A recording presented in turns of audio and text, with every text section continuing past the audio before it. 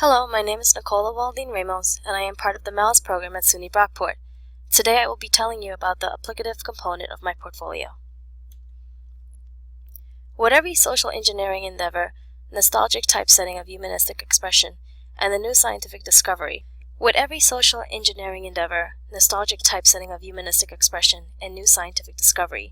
continue to deviate from societal norms and take chances that cannot be easily explained by group customs. According to social psychologists, humans seek to conform and pursue that which is deemed normal behavior in order to fit into ideas established by society, one's culture, and even our biological demands as a species. By individuals choosing not to conform, they are acting in a defiant or resistant manner to these established norms. Being resistant is not just simply a refusal to accept the prevailing conformist attitude adopted by those around the individual. Instead, resistance can be either a conscious or unconscious effort to make the best choice for oneself without adhering to prevailing logic or reason.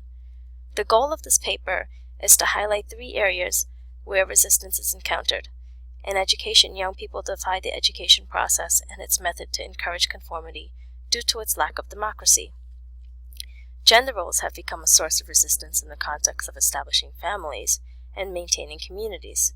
Humanity continues to resist its biology by engaging in damaging health practices. We must try and correctly place these forms of resistance in a context that speaks to free will along with human survival. As a trained geologist, I understand that the age of the Earth is absolutely ancient when compared to the existence of humans. Through the process of radiometric dating of rocks, the Earth has been measured to be just over 4.5 billion years old. Conversely, humanity, represented by the Homo genius, emerged a brief 1.8 million years ago, with modern humans developing only in the last 250,000 years. Yet, many of my students resist this idea of an ancient Earth. Centers suggest that students' resistance to accepting scientific explanations can possibly be due to their individual faith-based religious inclinations. However, the over-reliance of social indoctrination concerning religion as a means to dismiss scientific reasoning is not clearly understood. It is erroneously assumed that children naturally adopt the idea of their parents. Instead, many choose to openly defy their elders and societal norms because they can. This, in many ways, is in line with the freedoms associated within a democracy. Peter Gray, an evolutionary developmental psychologist, suggests that formal education has failed from a social scientific perspective because education is oppressive and prison-like and therefore undemocratic in its overall purpose. We are more concerned with control mechanisms and don't trust our children to learn on their own. Hence, they resist our education process. What's worse is that in an increasingly number of cases, students' resistance to democratic education as a passive learner can manifest in the form of violence. Violence is so common in schools that it is tracked by the CDC and treated like an illness. Fear suggests that educators should not seek to exert power over students, whether it is legitimized or not, since it creates an imbalance of trust that in turn leads to a struggle for control. Instead, students' ideas should be validated through regular dialogical practice. Dialogical practice creates a praxis of love and a desire to understand the individual as a person, whose ideas and experience are meaningful. By engaging in dialogue for the purpose of understanding students, it becomes possible to clarify any misconceptions concerning larger themes held by both student and teacher. The world teachers grew up in is vastly different from the world that their students face. By fostering a deeper understanding of students' personalities through a dialogical practice, the dishonesty and fear that they hold on to can be alleviated, thereby ending the resistance cycle in education. The structure of American society is designed to force dependency and encourage conformity. Families, communities, and the gender roles that exist all play a major part in establishing when to conform and when to resist. Traditionally, families were judged as being successful based on how strictly confined individuals remained to the roles that they were expected to play. The fact that the word family originally meant the band of slaves is appropriate as it highlights the focus that the faith or actions of the individual were tied to the outcomes of the group. In Victorian American families, the creation of separate roles for men and women were essential to maintaining a conformist society. Women were expected to be moral guardians and to conform, while men were encouraged to take chances, change to the times, and pursue individualism. Yet a paradox existed. If men became truly independent, it meant the possible destruction of the family in pursuit of self-interest. If men did not have the family as an audience to share in their triumph, then their individual exploits or sacrifices would be meaningless. Whereas if women were to be moral guardians, then they would need to be able to participate in society. However, 19th century America was not ready for this feminist individualism. Therefore, it was in the interest of society to arrange itself in a manner that promoted a venue to extol male individualism while limiting their independence, simultaneously limiting female individualism while promoting a false sense of independence. Family survival was predicated on continual resistance created by men expressing their individualism to women, and women exercising independence through men. By establishing resistance in the family, conformity is achieved. Social intolerance concerning African American communities and how black families behaved led to the establishment of conformity as a form of resistance to the racial views held about their culture. Role modeling respectability for the black community became a chief survival strategy used to counteract the biased racial stereotypes that were accepted as a fact in America. For instance, in black communities, a family's adherence to conformity via maintaining an image of respectability was incredibly important, even if it meant suppressing individual will. Conforming was so important that, according to Moore, members of the black middle class were taught from an early age the importance of collective consciousness, not just for the individual's benefit, but also for the furtherance of the black community. In the case of black lesbian women, they were even willing to deny and therefore defy their sexual identity if it meant maintaining an overall respectability for their families. Defying one's sexual identity that ultimately leads to false conformity may not make much sense. However, when viewed from the lens of the community as the survival strategy to resist discrimination, it may have been the best choice. Conforming and gender flexibility. A gender revolution deals with the changing roles of the individuals involved within the family life.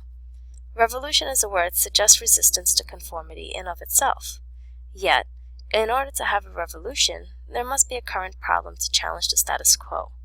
As the economic situation for families have become more strained, the roles played within the family have needed to change. This had led researchers to look for answers as to when do gender roles change in a household, and if they do not, what are the consequences? Gerson notes that some families continue to conform to their gender roles to the detriment of their family, but this has begun to change for many other families. In households where the husband has failed as an economic powerhouse, or where the mother is no longer in the picture, there is a shift in gender roles and responsibilities taken on by both genders in order to preserve the family. Consequently, a man's place is no longer strictly relegated to climbing a corporate ladder for economic success, since it is quite possible that his wife may have already beat him to it, or taken to the mantle of breadwinning through better decision-making. The willingness to resist gender conformity and accept gender flexibility as a survival strategy is used more frequently by the modern American family. Human health and biological resistance. Human health can most surely be linked to not only one's biological makeup, but also to the life choices that one engages in regularly. We are a species that is biologically defined by the actions taken by our hunter-gatherer ancestors from our distant past. The Paleolithic era represents over 76,000 generations, or 99.5% of human existence, along with the development and adaptation of most of the human genome. Arguably, the greatest drawback of Paleolithic times was that few hunter-gatherers survived long enough to develop many modern diseases. Conversely, long lifespans are a signature of the industrial and modern age of the past 150 years. This period makes up roughly 11 generations of human existence, or 0.005% of the human record.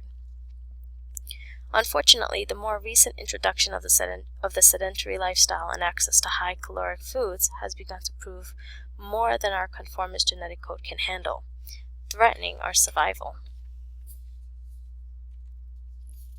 Adaptation versus adaptiveness. Besides our ability to naturally adapt our genes over long periods of time, humans also possess the unique ability of adaptiveness. Adaptiveness is a much faster process than adaptation and therefore can produce immediate change in human biology. That is, we can change how we would instinctively act based on the cognitive processes that we possess, such as thinking, remembering, understanding, and learning. In a sense, we would have the ability to defy our genetic programming. Yet, does incorporating adaptive change to our conformist genes benefit humanity? One change in particular, the metabolic syndrome, is due to modern food-producing techniques and the overriding adaptiveness of humans choosing to remain sedentary. Type 2 diabetes mellitus is only one symptom of metabolic syndrome, but it had a particular damaging effect on humanity. The World Health Organization estimates that nearly 347 million, or nearly 4.97% of people worldwide, have diabetes, and that by the year 2030, it will become the 7th leading cause of death.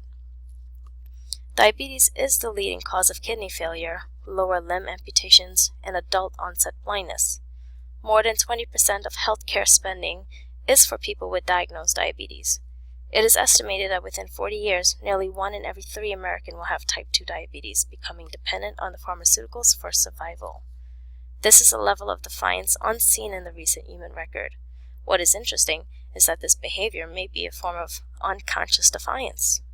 For a possible answer, we can look at how American society resists conforming to human biology using the adaptive process. Americans in particular have managed to resist the patterns of conformity established by our paleo genes. It is estimated that on average, city dwellers now spend around 90% of their time cocooned in artificial environments, which shut out almost all natural world's life forms. This is in direct contrast to the paleo-human. Yet Americans are not just like the 90%. Instead, they are in many ways the founders of enjoying artificial environment that are maintained by fast food, binge-watching Netflix, and playing video games. America is a nation of immigrants, yet when people move, they do not shed their genetic past. Many people retain genes that developed during times of feast and famine, such as the thrifty gene. This gene programs the body to slow down the human metabolism and therefore conserve energy. Yet the days of feast and famine had never occurred in America. America is, and has been, a land of plenty, even acting as a food shelter for various groups of individuals all the way back to the Irish potato famine migration year of the mid-19th century.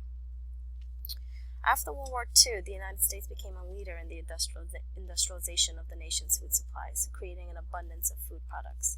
Unfortunately, these products are high in carbohydrates, fats, and calories, and run contrary to the needs of an adaptive sedentary society that urbanization produces.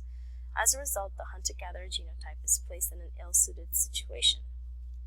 There is also the stress factor that many Americans deal with living in a capitalist competitive society. This triggers cellular stress signals that activates inflammation, normally an emergency paleoprotective response. However, when active for an extended periods of time, it can have dire metabolic consequences. It is important to understand that the American ability to resist nature seems to foreshadow a terrible end for humanity if something is not done. Yet these actions are not done out of defiance to our biology. In order to survive, we may need to conform to our paleo genes and resist the adaptive lore of modern society that makes us less like hunter-gatherers and more like paperweights. Our world is inundated with societal norms, humanistic expectations, and scientific laws that in theory should make living life on this planet easier by removing choice from the individual. It was the goal of this paper to highlight 3 areas: education, gender role, and human health in regards to exploring why individuals decide to resist or conform. It has become clear that neither conforming nor resisting are valid paths to travel exclusively. It would seem, instead, in order to really conform, one must be willing to resist what they know and change, while if one wanted to resist conforming, they must develop a new system to conform to. There is an ample space for both methods to exist individually and simultaneously. Ultimately, it is up to the individual to decide which pursuit, conformity or resistance, is most beneficial to their survival. Thank you for listening. Once again, this is Nichola Ramos, part of SUNY Brockport MELS program.